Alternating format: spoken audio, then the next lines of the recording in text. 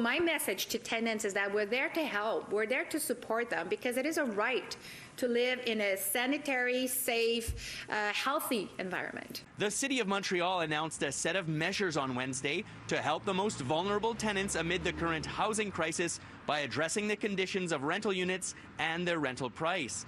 They are launching an initiative called Responsible Landlord.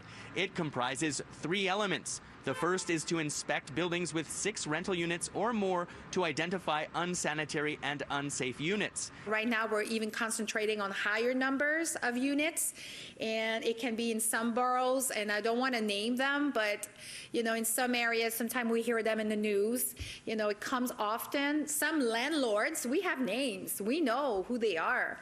Some of them we don't. We might discover new ones. These inspections will evaluate the common areas inside and outside of each building. The city can impose fines for serious infractions. The second element is to intensify the inspection of rental units themselves.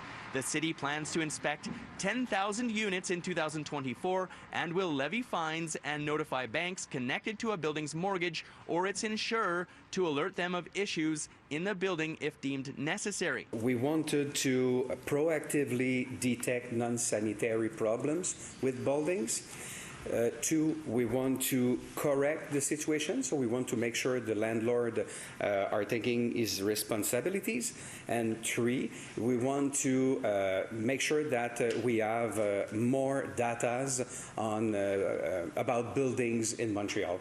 The official opposition says that the city does not have the capacity to meet their targets with the number of inspectors that it currently has. When we take a look at the numbers with the inspectors that we have right now at the City of Montreal, it would take 60 years only to inspect the outside of the buildings of 6 units and more within the City of Montreal. So clearly, there's a problem. The city is also supporting the Vivre en Ville rental registry with a donation of $30,000.